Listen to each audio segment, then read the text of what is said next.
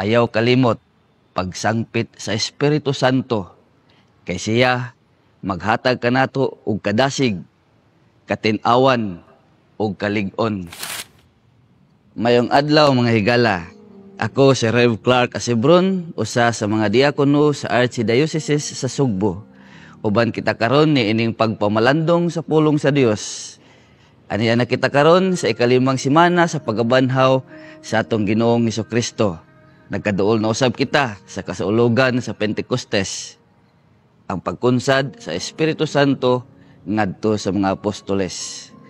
Mao nga ang mga tema sa atong mga basahon karon naghisgot sa mga panamilit ni Jesus ngadto sa iyang mga tinun-an ug ang iyang saad sa pagpadala sa magtatabang nga mao ang Espiritu Santo kun wala na unya siya uban kanila.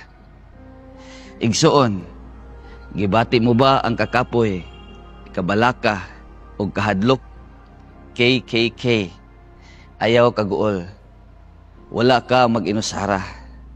Sayri hinuon nga gisaad ni Kristo ang iyang ipadala ang iyang espiritu aron sa pagtabang kanato, paggiya kanato, paglig-on kanato.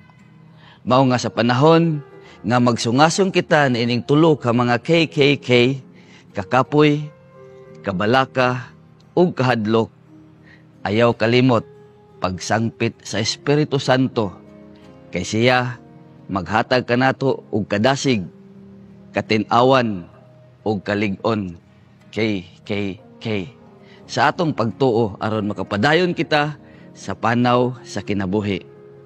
Mao nga kon kita mag KKK na, kakapoy, kabalaka ug kahadlok, sangpit kang Kristo. Kay iya gayod nga ipadala ang balaang espiritu aron paghatag kanato og KKK, kadasig, katin-awan ug kalig-on. Sangpit ug ampo kaniya.